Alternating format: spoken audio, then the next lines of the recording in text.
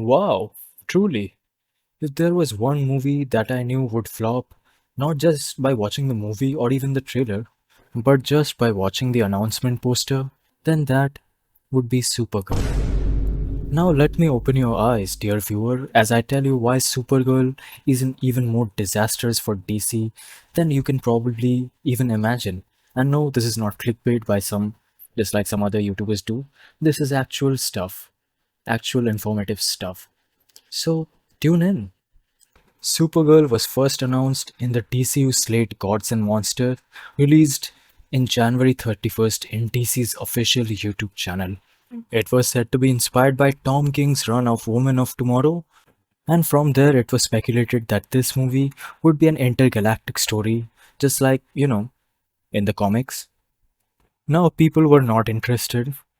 I'm here to tell you right now, we don't care. Let me tell you, we don't care.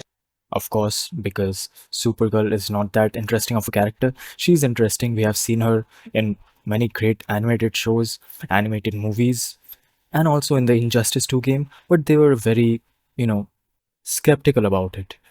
But James Gunn said that they were going to do story driven movies. They were going to do movies and projects that put the story first rather than commercial appeal. So that was fine.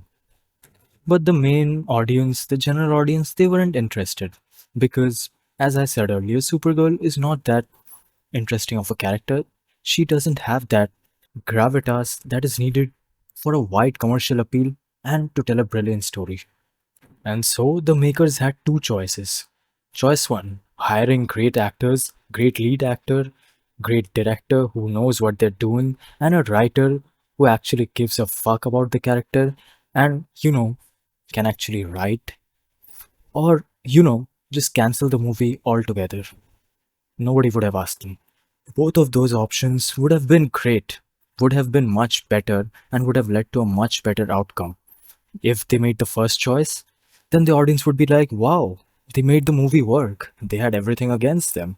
They had the fans against them, but with good writing, good intentions, and good acting, they made it work. Choice number two, if they cancelled it, people would be like, okay, so they cancelled it to focus on better projects that would actually make us trust them, make profit for the business, and establish goodwill for the DC brand. My disappointment is immeasurable, and my day is ruined. So, what option do you think they would choose, dear viewer? A hint? The third option.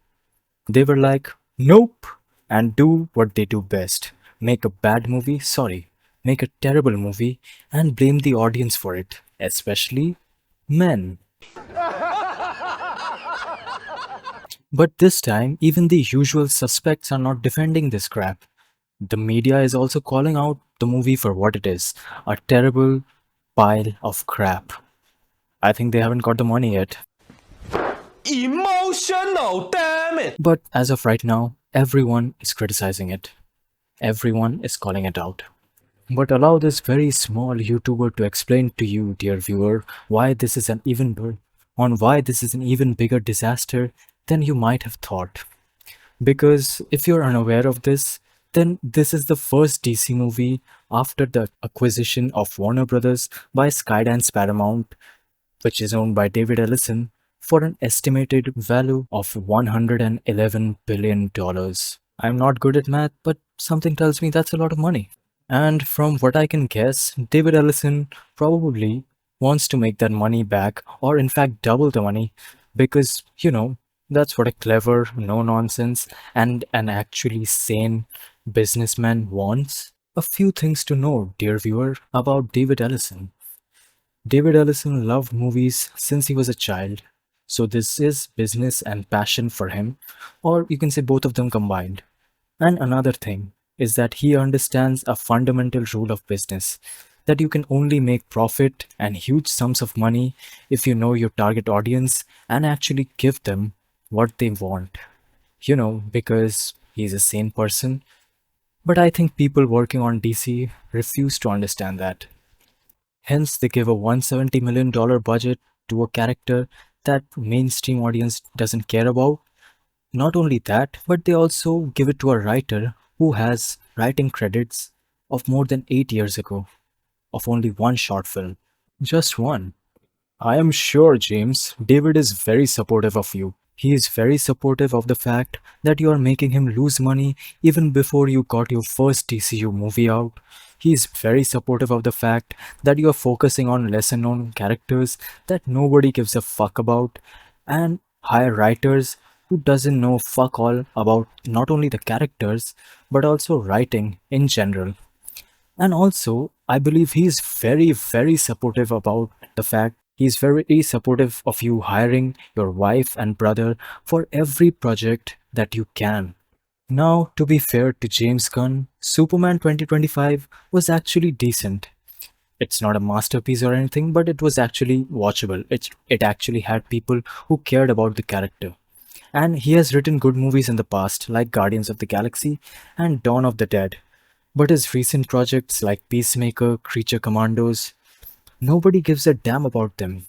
And they are only rated high on Rotten Tomatoes and all other websites because the percentage of people who watch them are far lower than the percentage of people who watch Superman or any other movies. That percentage of people is what is actually needed to make a movie, to make the movie a profit. Because that percentage of people is actually the theater going audience, the general audience, the paying ones. And now, dear viewer, I know some of you would be like, but hey, why did you say James Gunn made loss before he even started? Superman 2025 made $600 million. I hear you, dear viewer. And so, let me take you back to January 31st, 2023, when James Gunn announced Gods and Monsters, the first chapter in the new DCU.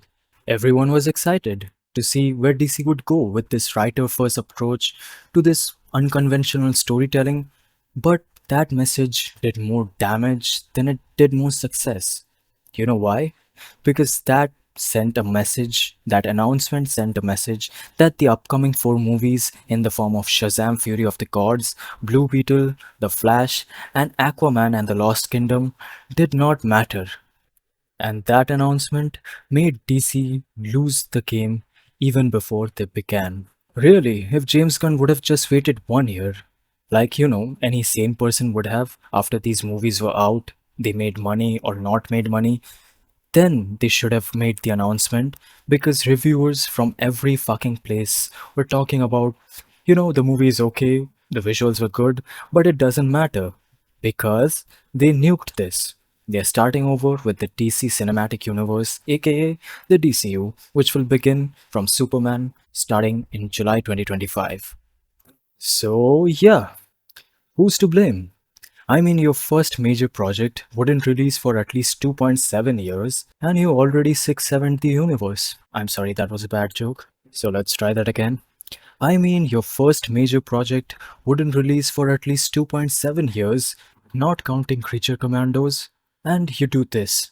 And even if you count Creature Commandos, it's still almost 2 years away. Wow, truly great stuff, James. I know that I sound like all the other YouTubers who talk shit about James Gunn, but I have to admit what they say is true. James Gunn is better suited when he works under someone supervised. He is definitely not suited to lead something, let alone be the boss of this big TCU. He is just not cut out for it because he's a terrible decision maker and he's very bad at execution. Okay, so now you might be asking, but how the fuck do you fix this disaster? Well, as I talked about this in my previous video about the ways to fix DC, here I will talk not only how to fix it, but also save it, re-establish the goodwill that DC lost, and make huge sums of money. Like, seriously, huge profit. So listen close, David Ellison and Warner Brothers. First step, cancel all the other projects after Clayface that doesn't have heavy hitter characters like Batman, Superman, Wonder Woman, The Flash, or Green Lantern. Because these are the characters that have piqued the interest of the audiences, and the audience actually gives a fuck about them, and hence why they will watch it. So just focus on them and cancel all the other obnoxious projects like Waller, The Authority, or any other indie stuff.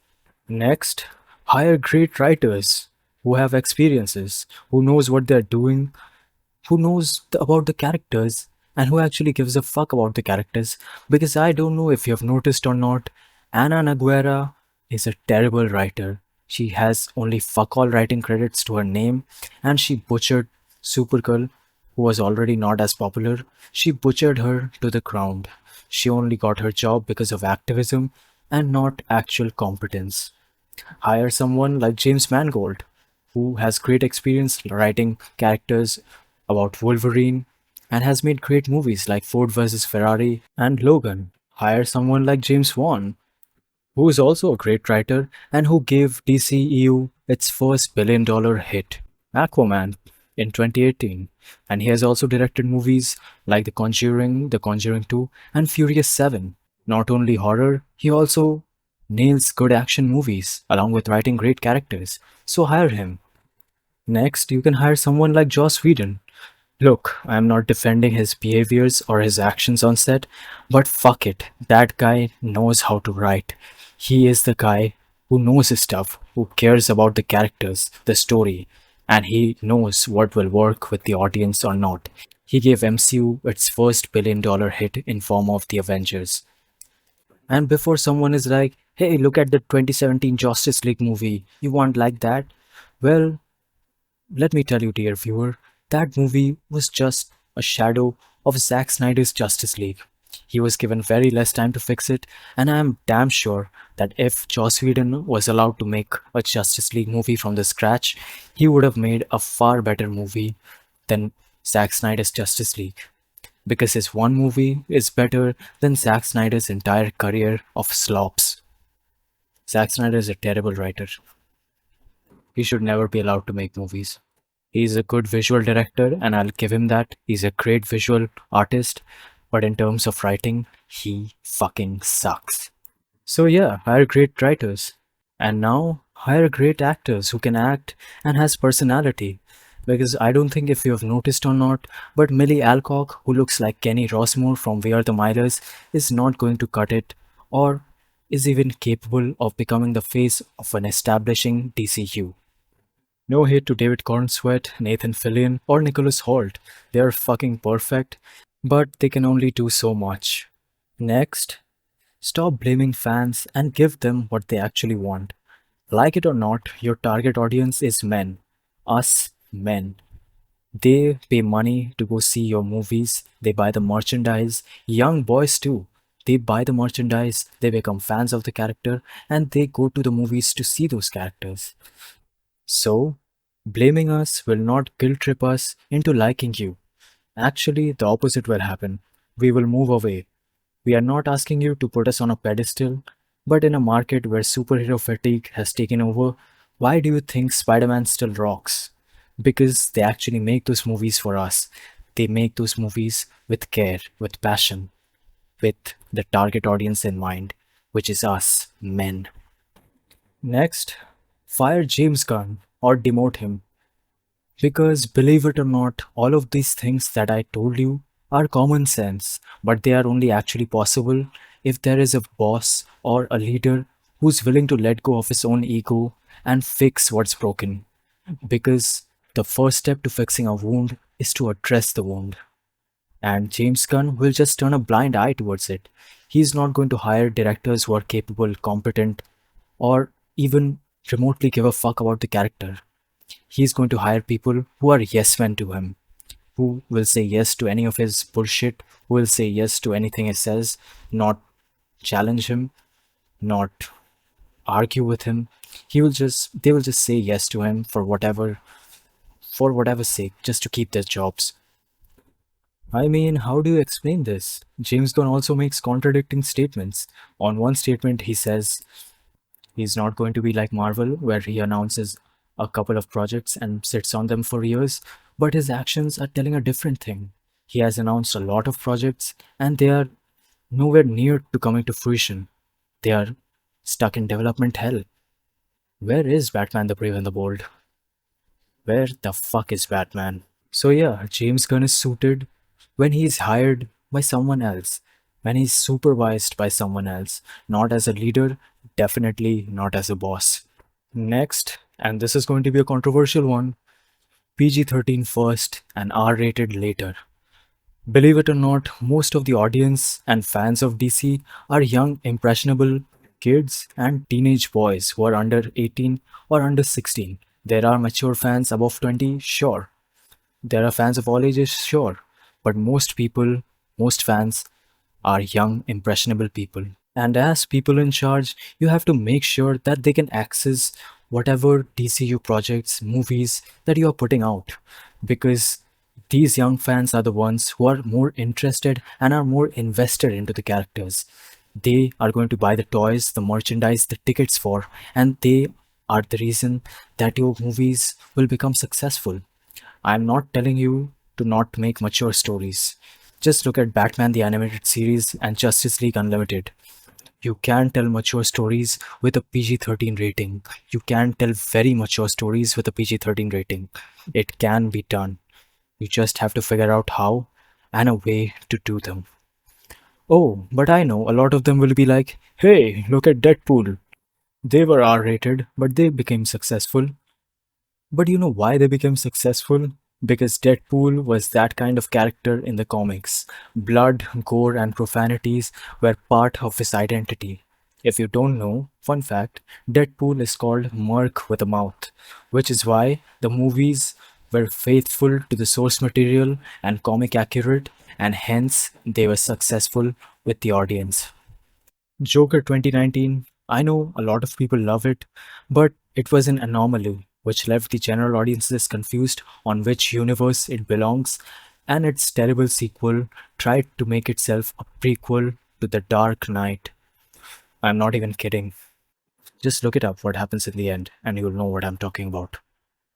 And after that, with The Boys, everything R rated doesn't seem out of the box or edgy anymore. It just comes off as cheap or plain stupid or just perfunctory, where you're just using blood and gore to justify the story. There's no need for it in the story. It's just there to attract the audience and nothing else. So yeah, PG-13 is the way to go with DC Comics and its characters because the source material of DC Comics is of all ages. Batman, Superman, Wonder Woman, Green Lantern, Flash, they are for all ages. Yeah, some characters like Swamp Thing might have mature stories, but to execute them, you don't need an R rating. You can go the R rated route, sure, but you don't need them. I mean, why would you need R rating for a Lanterns show? You can make it mature, you can make it, have mature story, but you don't need an R rating to justify that. Look at Spider Noir. It's mature, it has mature themes, but it's still for all ages. Not for little children, of course, but it's still for all ages. Everyone can watch it. R rating should definitely not be there for Batman, Superman, Wonder Woman, and not even for their villains. And the only people who want them to be rated R are just people who want graphic sex and nudity and hardcore violence on everything they watch and nothing else. They don't care about the story, the characters, the stakes, the emotional stakes, and are just there for the violence and sex. Just a stupid bunch of sadistic retards. I mean sadistic people. So yeah, Warner Brothers and David Ellison, do them and you will make 100% more progress than you're making right now. One thing you need to know is that fans and audiences will forget your mistakes if you take the right decisions with proper planning, structure, and execution. They will forget your shortcomings and happily celebrate your success. Not only will they celebrate your success, but they will also forget about your mistakes provided you accept your mistake and better yourself. But if you do it or not, I guess time will tell. Thank you.